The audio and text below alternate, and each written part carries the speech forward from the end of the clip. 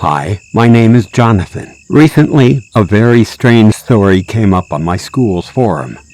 Rumor had it that a model skeleton from the biology lab would walk at night in the school's corridors.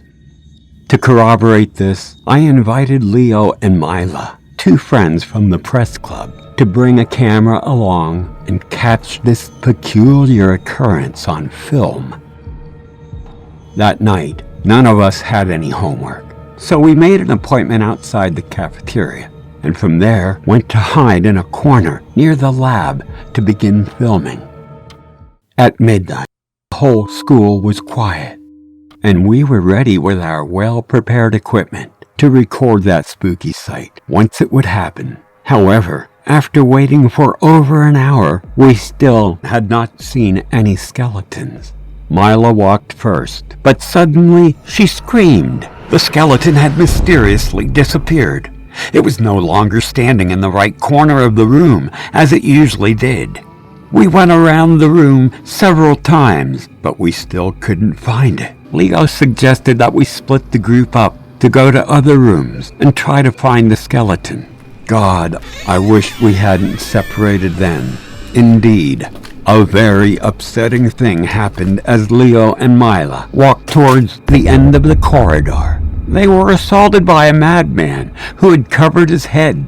He was hiding in a corner and suddenly hit them for no reason. At that moment, I was searching a nearby classroom, and as I was about to step out, I managed to witness everything. I was so scared that I crept into the corner of the room to hide, hoping that he would not find me. But no, I heard footsteps coming towards me, getting closer and closer. Then I heard him opening the door of the room where I was hiding. I was so afraid that he'd catch me. But all of a sudden, the sound of something falling came from another corner. This caught the man's attention, and he quickly turned his head towards it. Perhaps because he didn't find anything, he finally left. I heard his footsteps fade away, and the room fell silent again. I breathed a sigh of relief, but then I was startled by the sight of the skeleton waving at me from behind the window. For some reason, I had a feeling that it made that noise in order to distract the crazy man, and therefore save me. I rubbed my eyes again to make sure I wasn't dreaming, but the skeleton was gone. I then thought that perhaps the crazy man had not gone, so I ran into the biology lab to hide in a large box. This was surely the most disgusting thing I'd ever experienced. The box was full of frogs that had been disemboweled for experimental purposes, and their revolting stench kept wafting up my nose. However, I was sure Leo and Mila were waiting for me to save them. So I clenched my teeth and ventured outside the box. As I was stepping out, I faced a horrifying sight. A tall, unknown man was opening the door of the lab, dragging at once my two friends, Mila and Leo, inside. He laid Leo on the operating table, while Mila was on the next one. Both of them were unconscious.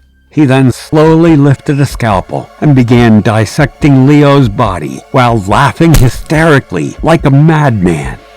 What was going on? It was too horrific to handle, and I couldn't stop trembling, so much that my hands couldn't open the box to look outside. Still, I tried to stay calm and dial 911 to call the police. I then realized what an error it was to hide in this crazy cold freezer. I was shivering so much, I didn't know how long I could endure these unholy temperatures.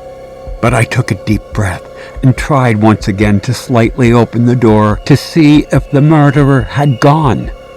This is when I saw him bringing the scalpel towards Mila. Suddenly, lightning started flashing outside the window, and a skeleton appeared, leaving the murderer standing, dumbfounded.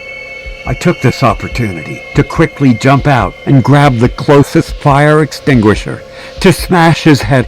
However, my clumsiness and haste caused me to slip on a pool of blood and fall on the floor. He rushed towards me, trying to strangle me, but by chance, the police were storming in just in time.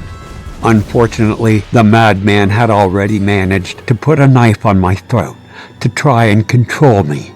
As he was about to stab me in the neck, a light suddenly flashed, once again coming from outside and surrounding a skeleton. Gunfire immediately rang out, and the police managed to shoot him down. It turned out that the psycho was in fact the head of the school's biology department. But a terrifying secret was later revealed. He was in fact schizophrenic, and while he was still capable of working very normally in the classroom, he would go crazy at night and run to the lab to dissect a series of frogs and mice. One evening, a student who had forgotten something in class went back to the lab and accidentally found out the freak's secret. The lunatic was dissecting the boy while he was still alive, just to keep him silent.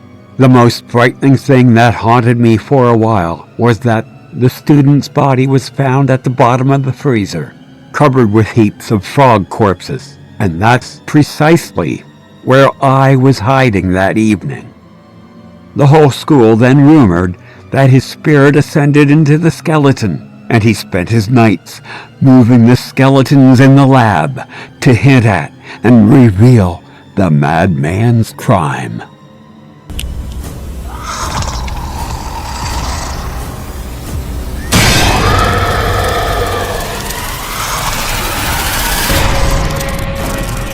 See very slight movements on that face.